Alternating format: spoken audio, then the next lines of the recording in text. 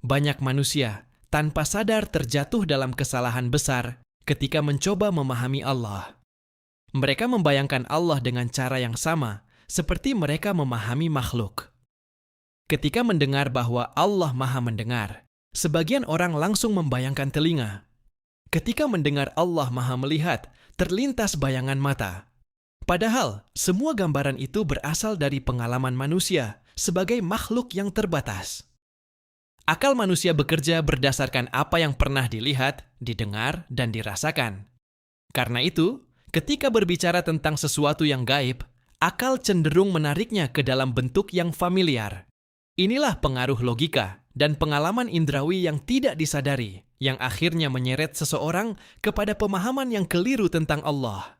Padahal, Allah tidak bisa diukur dengan logika makhluk, tidak bisa dibayangkan dengan imajinasi, dan tidak serupa dengan apapun yang ada di alam semesta.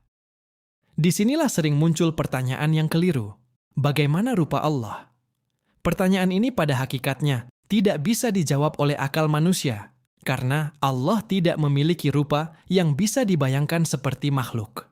Setiap gambaran yang muncul dalam pikiran pasti berasal dari pengalaman makhluk, sedangkan Allah jauh dari semua itu.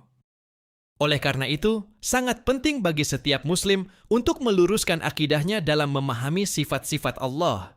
Kita wajib mengimani apa yang Allah tetapkan tentang dirinya, tanpa menyerupakan dengan makhluk dan tanpa membayangkan bentuknya. Dengan pemahaman yang benar, hati akan lebih tunduk, dan keimanan akan semakin kuat karena menyadari betapa agung dan berbedanya Allah dari segala sesuatu. Landasan utama dalam memahami bahwa Allah tidak serupa dengan makhluk terdapat dalam Al-Quran. Salah satu ayat yang menjadi pondasi paling kuat adalah firman Allah dalam Quran surah Asy-Syura ayat 11. Laisa kamitslihi syai'un, yang berarti tidak ada sesuatu pun yang serupa dengannya. Ayat ini bukan sekadar penjelasan, tetapi merupakan penegasan mutlak yang menutup semua kemungkinan adanya kesamaan antara Allah dan makhluk. Para ulama tafsir menjelaskan bahwa ayat ini menafikan seluruh bentuk keserupaan, baik dalam zat, sifat, maupun perbuatan Allah. Zat Allah tidak bisa dibandingkan dengan apapun yang ada. Sifat-sifatnya tidak sama dengan sifat makhluk, meskipun secara lafaz terdengar serupa. Begitu pula perbuatan Allah tidak bisa disamakan dengan perbuatan makhluk yang terbatas dan bergantung. Penegasan ini diperkuat oleh ayat lain dalam Quran surah Al-Ikhlas, ayat 1-4. Dalam surah ini, Allah menegaskan bahwa Dia Maha Esa, tidak beranak dan tidak diperanakkan, serta tidak ada sesuatu pun yang setara dengannya. Surah ini menjadi inti dari tauhid, sekaligus membantah segala bentuk penyerupaan terhadap Allah. Selain itu, dalam Quran surah Maryam ayat 65, Allah kembali menegaskan bahwa tidak ada yang sebanding dengannya. Ayat ini menguatkan bahwa dalam seluruh aspek tidak ada makhluk yang bisa menyamai Allah sedikit pun. Dengan memahami ayat-ayat ini, seorang muslim akan semakin yakin bahwa Allah benar-benar berbeda dari segala sesuatu yang dapat dibayangkan oleh manusia. Selain Al-Quran, Rasulullah juga memberikan peringatan penting melalui hadis tentang batasan berpikir. Beliau bersabda, "Berpikirlah tentang ciptaan Allah, dan jangan berpikir tentang zat Allah." Hadis ini mengajarkan adab dalam menggunakan akal, yaitu mengarahkan pemikiran pada tanda-tanda kebesaran Allah di alam semesta, bukan mencoba membayangkan hakikat zatnya. Makna dari hadis ini sangat dalam. Akal manusia memiliki keterbatasan, karena hanya mampu memahami sesuatu yang pernah dialami atau yang memiliki bentuk dan batas. Ketika seseorang memaksa membayangkan Allah, maka tanpa disadari ia akan menyerupakan Allah dengan makhluk, karena imajinasi manusia tidak bisa lepas dari pengalaman indrawi. Inilah yang berbahaya, karena membayangkan Allah dapat membuka pintu kepada tasbih, yaitu penyerupaan Allah dengan makhluk. Oleh sebab itu, sikap yang benar adalah mengimani tanpa membayangkan, serta merenungkan ciptaannya sebagai bukti keagungannya. Dalam akidah Islam, terdapat konsep penting yang disebut Tauhid Asma wa Sifat, yaitu mengimani nama-nama dan sifat-sifat Allah, sebagaimana yang telah ditetapkan dalam Al-Quran dan hadis. Seorang Muslim wajib menerima seluruh nama dan sifat Allah dengan penuh keimanan, tanpa menambah, mengurangi, atau mengubah maknanya. Dalam memahami hal ini, para ulama menjelaskan beberapa larangan yang harus dijauhi. Tahrif adalah mengubah makna sifat Allah dari makna aslinya. Ta'thil adalah menolak atau meniadakan sifat-sifat Allah. Tahyif adalah mencoba membayangkan bagaimana bentuk atau hakikat sifat tersebut. Dan tashbih adalah menyerupakan sifat Allah dengan sifat makhluk. Keempat hal ini merupakan penyimpangan yang dapat merusak kemurnian tauhid. Prinsip utama dalam tauhid asma wa sifat adalah menetapkan apa yang Allah tetapkan untuk dirinya tanpa menyerupakan dengan makhluk. Dan pada saat yang sama, mensucikan Allah dari segala kekurangan tanpa menolak sifat-sifatnya. Dengan prinsip ini, seorang Muslim berada di jalan tengah, tidak berlebihan dalam menyerupakan, dan tidak pula mengingkari, sehingga keimanannya tetap lurus sesuai dengan ajaran Islam. Sebagai penekanan agar konsep ini semakin jelas, kita perlu memahami contoh dari sifat-sifat Allah.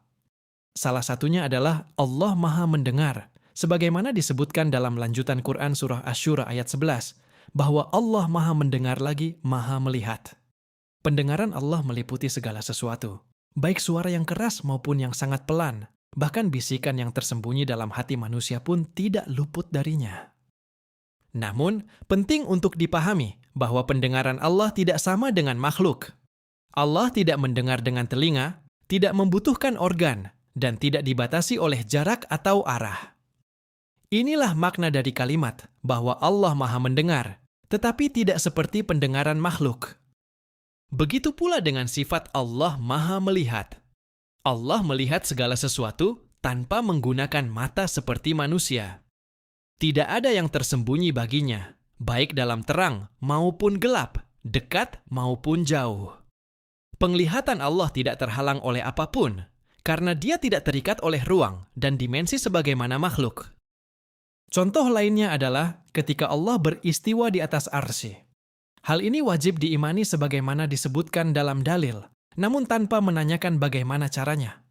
Kita tidak boleh membayangkan Allah duduk atau bertempat seperti makhluk, karena itu termasuk penyerupaan. Sikap yang benar adalah menetapkan apa yang Allah firmankan, tanpa menyerupakan dan tanpa membayangkan bentuknya, sebagai bentuk ketundukan kepada kebesarannya. Menyerupakan Allah dengan makhluk merupakan bahaya besar dalam akidah yang harus dihindari. Perbuatan ini termasuk dalam penyimpangan yang dikenal sebagai tashbih atau tajsim, yaitu menggambarkan Allah seolah-olah memiliki kesamaan dengan makhluk, baik dalam bentuk, sifat, maupun cara keberadaannya. Padahal, hal ini bertentangan langsung dengan ajaran tauhid yang murni. Jika dibiarkan, pemahaman seperti ini bisa mengarah kepada kesyirikan. Ketika Allah disamakan dengan makhluk, maka secara tidak langsung seseorang telah merendahkan kedudukannya dan menghilangkan keunikan serta keagungannya sebagai Tuhan yang Maha Esa. Ini adalah kesalahan yang sangat serius dalam Islam. Selain itu, menyerupakan Allah juga menjatuhkan keagungannya di dalam hati manusia. Allah yang seharusnya dipahami sebagai zat yang maha tinggi dan tidak terbatas, justru dipersempit menjadi seperti makhluk yang lemah dan terbatas. Oleh karena itu, menjaga kemurnian tauhid adalah kewajiban setiap muslim. Para ulama salaf, yaitu generasi terbaik dalam Islam, seperti para sahabat, tabi'in, dan tabi'ut tabi'in, telah memberikan pedoman yang sangat jelas dalam memahami sifat-sifat Allah. Prinsip yang mereka pegang adalah mengimani seluruh sifat Allah, tanpa ta'if dan tanpa tasbih. Artinya, mereka menetapkan sifat-sifat Allah sebagaimana yang datang dalam Al-Quran dan hadis, tanpa menanyakan bagaimana bentuknya dan tanpa menyerupakan dengan makhluk. Sikap para sahabat sangat sederhana, namun penuh ketundukan. Mereka tidak mencoba membayangkan bentuk atau hakikat sifat Allah, karena mereka memahami keterbatasan akal manusia. Bagi mereka, cukup mengimani apa yang Allah kabarkan tentang dirinya, tanpa memperdebatkan hal-hal yang tidak mampu dijangkau oleh akal. Dengan mengikuti manhaj salaf ini, seorang muslim akan terjaga dari penyimpangan akidah, serta tetap berada di atas jalan yang lurus dalam memahami keagungan dan kesempurnaan Allah. Salah satu hikmah mengapa Allah tidak bisa dibayangkan adalah karena Allah adalah pencipta, sedangkan manusia adalah ciptaan. Segala sesuatu yang bisa dibayangkan oleh akal pasti berasal dari pengalaman terhadap makhluk yang memiliki bentuk, batas, dan sifat tertentu. Sementara itu, akal manusia sangat terbatas dan hanya mampu memahami hal-hal yang pernah dirasakan di dunia. Ketika seseorang mencoba membayangkan Allah, maka tanpa disadari ia sedang menyamakan Allah dengan makhluk. Inilah yang harus dihindari. Karena itu, sikap yang benar adalah beriman dengan penuh ketundukan, tanpa membayangkan hakikat Allah.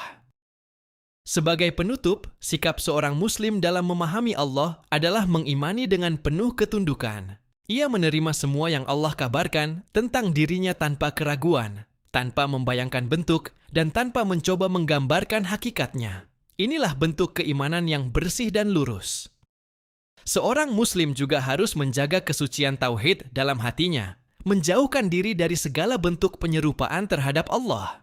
Sebaliknya, ia dianjurkan untuk memperbanyak tadabbur terhadap ciptaan Allah, karena disitulah tanda-tanda kebesarannya tampak jelas. Dengan cara ini, iman akan semakin kuat, dan hati semakin mengenal keagungan Allah, tanpa harus membayangkan zatnya. Sebagai penegasan akhir, para ulama mengingatkan bahwa apapun yang terlintas dalam pikiran tentang Allah, maka Allah tidak seperti itu. Dia benar-benar berbeda dari segala yang dibayangkan. Allah ada tanpa menyerupai apapun, maha sempurna, dan tidak terikat oleh gambaran makhluk sedikit pun.